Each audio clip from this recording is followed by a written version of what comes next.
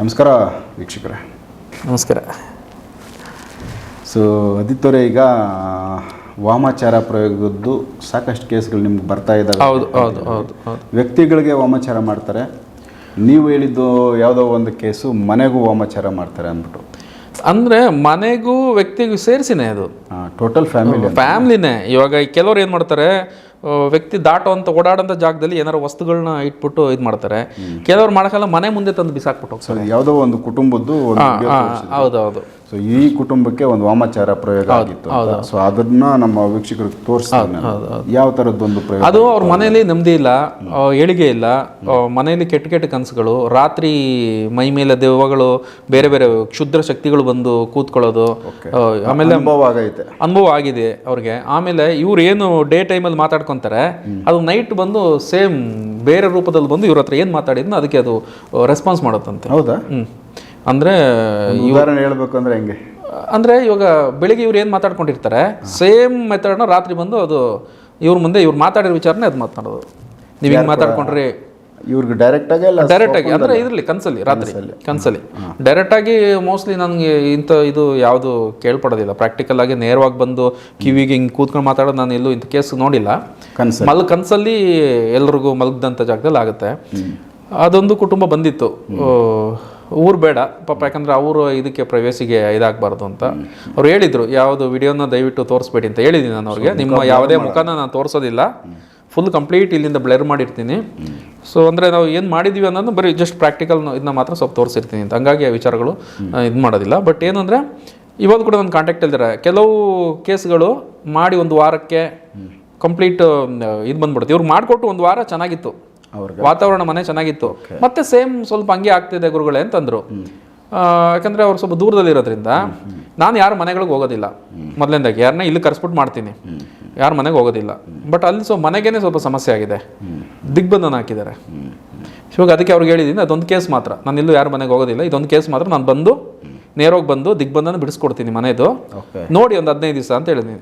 ಆ ವಾತಾವರಣ ನೋಡಿ 15 ದಿವಸ ಯಾವುದನ್ನು ಒಂದೇ ಸಲಕ್ಕೆ ಮಾಡಿ. ಕೆಲವು ಕೇಸ್ಗಳು 24 ಗಂಟೆಯಲ್ಲಿ ಪರಿಹಾರ ಆಗುತ್ತೆ, ಕೆಲವು ಕೇಸ್ಗಳು ಸ್ವಲ್ಪ ಟೈಮ್ ತಗೊಳುತ್ತೆ. ಅಂದರೆ ಅವ್ರು ಮಾಡಿರುವಂತಹ ಮೆಥಡ್ ಮುಖಾಂತರವಾಗಿ ತಂದು ಹಾಕಿ ಹೆವಿ ಇದು ಮಾಡಿರ್ತಾರೆ, ಸ್ವಲ್ಪ ವಾಶ್ ಔಟ್ ಆಗಿ ಸ್ವಲ್ಪ ಟೈಮ್ ತಗೊಳುತ್ತೆ ಅಂತ ಇವ್ರು ಮಾಡಿ. ಅಂದರೆ ನಾನು ಯಾವುದೇ ಕೆಲಸ ಮಾಡಿಕೊಟ್ರೆ ಮಾಡಿರೋ ದಿವಸದಿಂದ ಒಳ್ಳೆ ರಿಸಲ್ಟ್ ಇರುತ್ತೆ ಫಸ್ಟ್ ಡೇ ಇಂದ.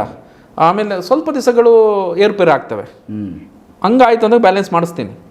ಇವಾಗ ಕೆಲವು ಏನಾಗುತ್ತೆ, ವಾಶ್ ಔಟ್ ಆಗೋ ಟೈಮಲ್ಲಿ ಒಂದೇ ಸಲ ಹೆಚ್ಚಾಗ್ಬಿಡುತ್ತೆ, ಕ್ಲಿಯರ್ ಆಗುತ್ತಲ್ಲ ಟೈಮು, ಆ ಟೈಮಲ್ಲಿ ಹೆಚ್ಚಾಗ್ಬಿಡುತ್ತೆ. ಆ ಟೈಮಲ್ಲಿ ಭಯ ಬಿಟ್ಕೊಂಡ್ಬಿಡುತ್ತೆ, ಜಾಸ್ತಿ ಆಗ್ಬಿಡುತ್ತೆ. ಅವಾಗ ಭಯ ಪಡ್ಕೊಂಡ್ಬಿಡ್ತಾರೆ ಕೆಲವರು, ಏನಿದು ಏನು ಹೆಚ್ಚಾಗೋಗ್ಬಿಡುತ್ತೆ ಅಂತ. ಇಲ್ಲ, ಹಂಗಾಗೋದಿಲ್ಲ. ಕೆಲವು ವಿಚಾರದಲ್ಲಿ ನೋಡಿ, ಒಂದು ರೋಗ ಬಂದರೂ ಕೂಡ ಒಂದೊಂದ್ಸಲ ವಾಸಿಯಾಗೋಕ್ಕಿಂತ ಮೊದಲು ಹೆಚ್ಚಾಗ್ಬಿಟ್ಟು ಮತ್ತೆ ಒಂದು ಡೌನ್ ಆಗ್ತಾ ಬರುತ್ತೆ. ಆಮೇಲೆ ದೀಪನೂ ಹಚ್ಚಿ ಆರೋಗಿಂತ ಮೊದಲು ಹೆಚ್ಚಾಗಿ ಒಂದೇ ಸಲ ಉರಿಯುತ್ತೆ, ಆಮೇಲೆ ಪಟ್ಟಂತ ಆಫ್ ಆಗುತ್ತೆ. ಹಂಗೇನೆ ಅಂದರೆ ಜನಗಳಿಗೆ ನಾರ್ಮಲ್ ಆಗಿ ಇದ್ದಿದ್ದು ಮೊದಲೇ ಸಮಸ್ಯೆಲಿರುತ್ತೆ, ಇನ್ನೂ ಹೆಚ್ಚಾದಾಗ ಭಯ ಬಂದ್ಬಿಡುತ್ತೆ, ಇದೇನು ಹೆಚ್ಚಾಗ್ಬಿಡುತ್ತೆ ಅಂತ. ಹಂಗೆ ಅಂದ್ರೆ ಇದೇನು ಸಮಸ್ಯೆ ಆಗಲ್ಲ, ಕ್ಲಿಯರ್ ಆಗುತ್ತೆ. ಬಟ್ ಅವ್ರದ್ದು ಟಚಲ್ಲಿ ಇದ್ದಾರೆ.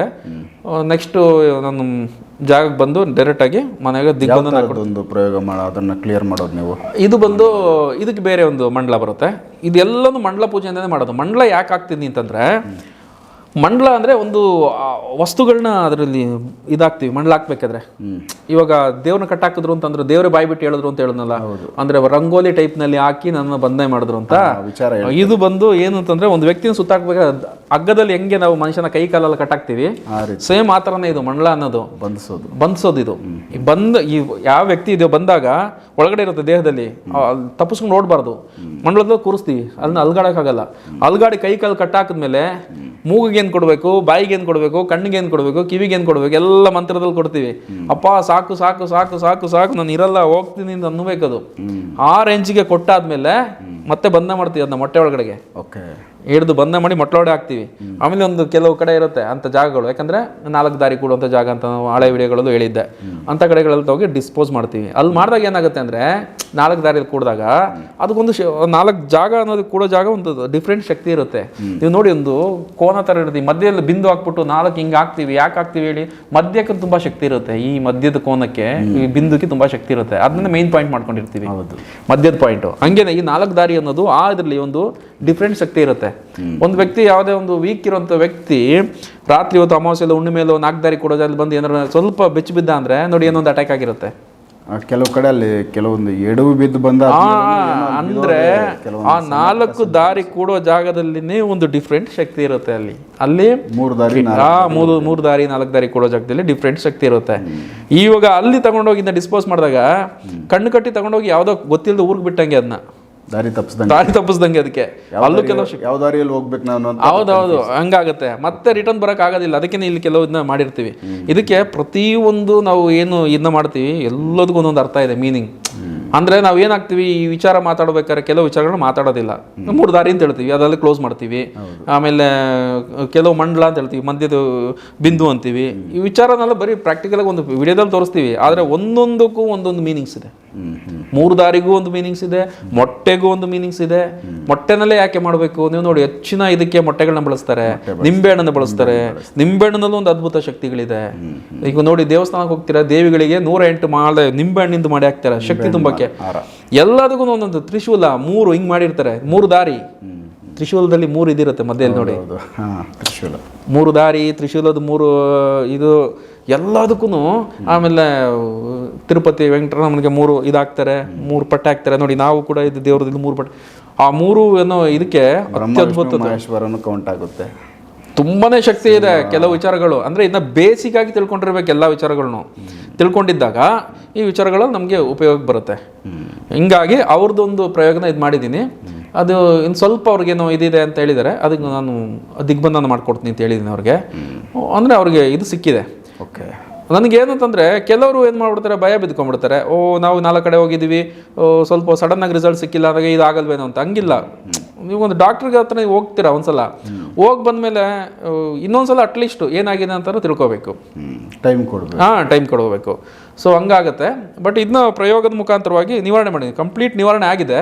ಆದರೆ ಇನ್ನೂ ಕೆಲವರಲ್ಲಿ ಏನಾಗುತ್ತೆ ಅಂದರೆ, ಈ ಸಣ್ಣ ಪುಟ್ಟ ಸಿಂಪ್ಟಮ್ಸ್ ಇರುತ್ತೆ, ಇದ್ದಾಗ ಮೈಂಡ್ಗೆ ಹೋಗ್ಬಿಟ್ಟಿರುತ್ತೆ. ಇದನ್ನ ಅನುಭವಿಸಿ ಯಾವುದು ವಿಚಾರಗಳನ್ನ ಅವರು ಈ ನೆಗೆಟಿವ್ ಥಾಟ್ಸ್ ತೆಗೆಯೋದೇ ಇಲ್ಲ ಮೈಂಡಿಂದ. ಇದು ಸ್ವಲ್ಪ ಸಮಸ್ಯೆ ಇದೆ ಜನಗಳಲ್ಲಿ. ಮೈಂಡಿಂದ ತೆಗಿಬೇಕು. ನಾನು ಎಲ್ಲರಿಗೂ ಅದೇ ಹೇಳೋದು, ಭ್ರಮೆಯಿಂದ ಹೊರಡೆ ಬರಬೇಕು, ಕೆಲವು ವಿಚಾರಗಳನ್ನ ಹೊರಡೆ ತೆಗಿಬೇಕು.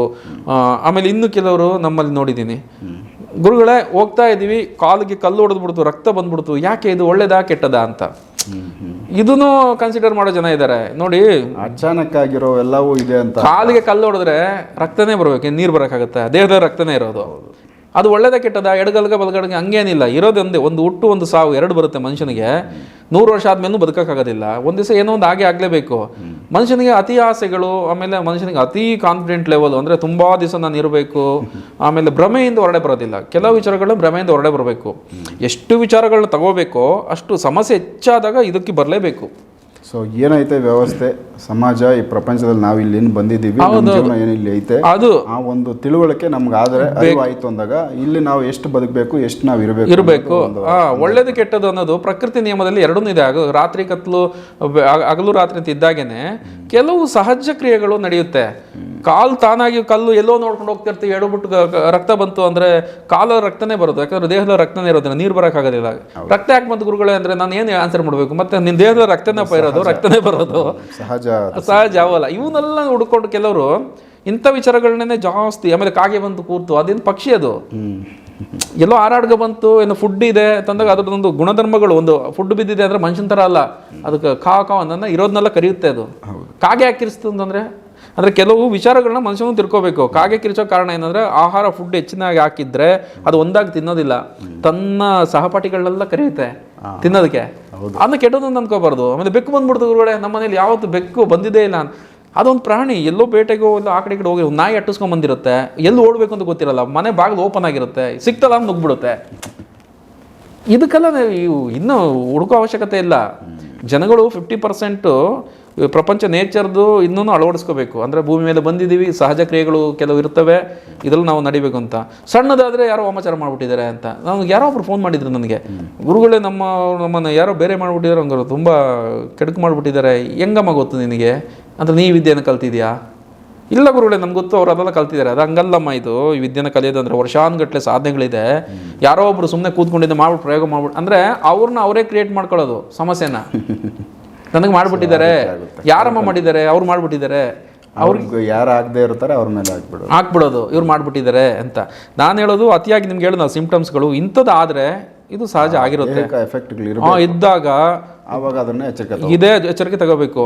ಸಣ್ಣ ಪುಟ್ಟ ಸಹಜ ಪ್ರಕ್ರಿಯೆಗಳು ಪ್ರಪಂಚದಲ್ಲಿ ನಡೆಯುವಂಥದ್ದು, ಪ್ರಕೃತಿಯಿಂದ ನಡೆಯುವಂಥದ್ದು, ಅದಕ್ಕೂ ವಾಮಾಚಾರ ಮಾಡಿಬಿಟ್ಟಿದ್ದಾರೆ ಅಂತಂದರೆ ಮತ್ತೆ ನಾನು ಹೇಳ್ದಂಗೆ ಇವರೇ ಮೂಡ್ರಾಗಬೇಕು. ಆಮೇಲೆ ಸಣ್ಣ ಪುಟ್ಟದಕ್ಕೂ ಅವರೇ ಹಾಕೊಂಡು ಅವರೇ ಗಾಯ ಮಾಡ್ಕೊಂಡು ಅವರೇ ಮದ್ದು ಹಾಕೊಳ್ಳೋಕ್ಕೆ ಹಾಸ್ಪಿಟ್ಲ್ಗೆ ಹೋದಂಗೆ ಆಗುತ್ತೆ. ಸಮಸ್ಯೆ ಇದ್ದವ್ರು ಬರಲಿ, ಇರಬೇಕು. ತುಂಬಾ ಅತಿಯಾಗಿ ನಾವು ಅದರಲ್ಲಿ ಡಿಪೆಂಡ್ ಆಗಬಾರ್ದು.